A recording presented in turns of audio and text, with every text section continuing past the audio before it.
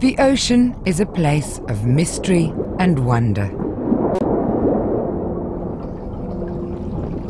Only in the past few decades have we been able to see for ourselves what's really going on beneath the waves. But as the oceans reveal their secrets and beauty, it's also becoming increasingly clear that they are in real danger. Threats like overfishing, pollution, climate change, and habitat destruction have all taken their toll on the ocean's health. More and more people are convinced that we need to set aside protected areas to give our oceans a chance to recover.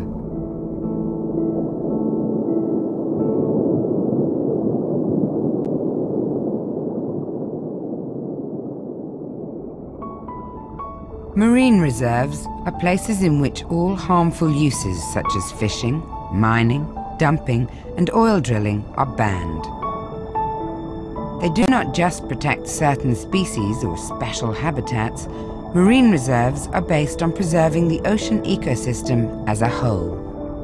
Marine reserves are an entire ecosystem protection. What we're trying to do with them is to create the conditions for recovery from past impacts and harm done by people. They protect the full spectrum of wildlife in them, from the smallest microbe to the largest marine mammals and fish.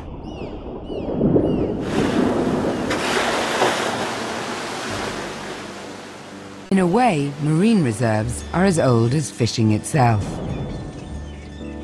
The ocean seemed a limitless resource, only because our catches were replenished from areas that we couldn't reach. But now that technological limitations no longer exist, we must set aside protected areas if our use of the oceans is to be sustainable. On land, protected areas are a well-established concept. But less than 1% of the ocean enjoys similar protection. Most existing reserves are restricted to coastal areas and are not fully protected or well enforced. But scientific support for marine reserves is increasing, and results from numerous studies in both temperate and tropical waters are remarkably consistent. You see a rapid increase in populations of exploited species within reserves.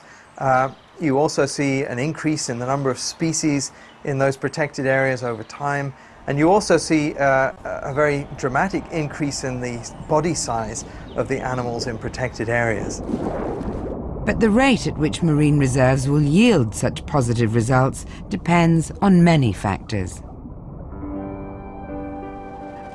For centuries, George's Bank on the east coast of the United States has been fished for scallop and cod. But in 1994, in an attempt to save crashing populations, fishing with bottom gear was banned in these waters. Some creatures, like scallops, responded quickly to the protection. That's because they grow fast and reproduce early in their lives. When scientists and fishermen surveyed the bank 4 years later, they were astonished by the changes they saw. It was incredible.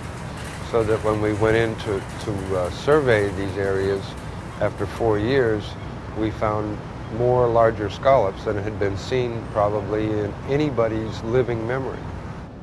While scallops rebounded relatively quickly, other species, like cod, required more time. That's because cod live longer and take longer to mature. Today, cod are only just beginning to show signs of recovery. This case study shows how different species respond to protection at different rates. Some take a few years to rebound, others take decades.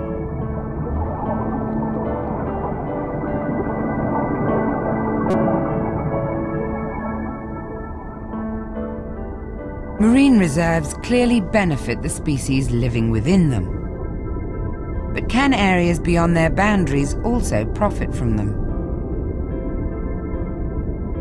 Inside marine reserves, fish and other animals are allowed to live longer and grow bigger.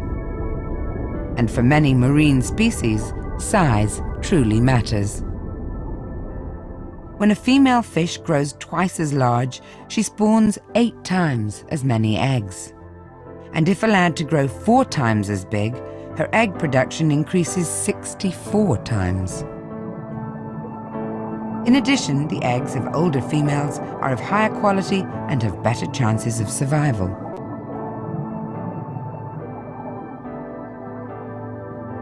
A healthy fish population is shaped like a pyramid. Sustainable fishing should only target the middle group and leave the young, as well as the breeding stock of older females, intact. But our current way of fishing rarely allows fish and other animals to achieve their full breeding potential. Using powerful but indiscriminate technology, we scoop up all marine life. A vast proportion of the catch, mostly young or unwanted species, is thrown back dead or dying. A waste for both the ecosystem and the fisherman's future. Fishing is hunting, and at sea we're pursuing wildlife. In order to sustain the take of marine wildlife, we're going to need to place large areas off limits to exploitation. Only by doing that can we ensure the long-term sustainability of fisheries. By putting certain areas off limits to fishing, animals are allowed to grow big again.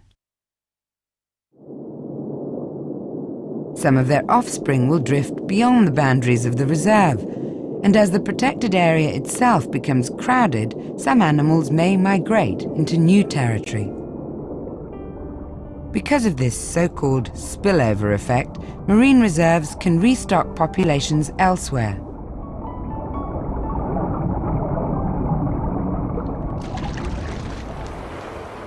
On the island of El Hierro, part of the Canary Isles in Spain, fishermen are reaping the benefits of a marine reserve they themselves helped to establish. Antes de la reserva, en la zona aquella prácticamente se quedó sin pesca ninguna, porque aparte echábamos trasmayo, echábamos nasa de pescado y vamos, prácticamente se acabó con todo. Y después de la nasa, que hace ya por lo menos 15 años, que prohibimos todo el tema de trampa a nivel de aquí del Hierro y hicimos la reserva justo cuando se prohibió, se hizo la reserva, pues a partir de los 5 años más o menos se empezaron a ver alevines de todas clases de especies y hasta que hoy en día, vamos, pesca a los alrededores de la zona integral donde se puede pescar y está el pescado, hay bastante pescado, vamos, y se nota que se ha poblado toda la zona aquella. These results have inspired the fishermen here to increase the marine reserve areas around the coastline of their island. But reserves are more than a fisheries management tool. They also allow the ecosystem to return to its natural state. At the Lee Reserve in New Zealand, an area originally intended for scientific study has enjoyed protection for several decades. And during that time, it has seen a most remarkable transition. Scientists had always considered this to be the natural state of most of New Zealand's coastline, barren rocks grazed by sea urchins.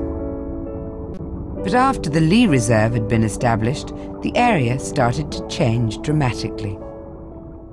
The biggest change underwater was the disappearance of the sea urchin grazed paddock area, which had been 30% of all the underwater reef areas. But as the crayfish and rock lobster and snapper that got bigger and bigger, they were big enough to eat all of them. So the paddock vanished. It went back to kelp forest and other large seaweeds. In other reserves around New Zealand, the most profound changes occurred only when sport fishing was also banned and areas became fully protected.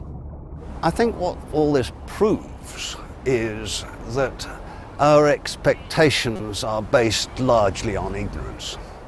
We don't know much. And so the best reason for marine reserves is that it will tell us much better what the real thing is like. We allow it to do its own thing and then we can find out what that is. Ocean ecosystems are all interconnected, and fish and other animals don't care about man-made boundaries. During their lives, they may move between places thousands of kilometers apart. In order to protect the full spectrum of marine life, large-scale reserves are needed, not only along coasts, but also in the open ocean. In the future, we need to think much bigger. We need to create networks of protected areas that will circle the entire planet. Only by doing this can we ensure that the ecological processes that support life in the sea and support our uses of that life can continue. Marine reserves should be set up where they are most effective, such as at breeding sites, nursery grounds, and migration corridors. Some particularly sensitive areas should be universally protected. Such places include fragile seamounts and other deep-sea ecosystems. And a global reserve network should perhaps also include the most isolated and vulnerable place on Earth, Antarctica. Marine reserves will benefit the ocean's health, as well as our uses of the sea. They may be off limits to exploitation, but people can visit and study these places, increasing our understanding of the marine world. But marine reserves cannot stand on their own. Outside protected areas, we must switch to sustainable fishing practices.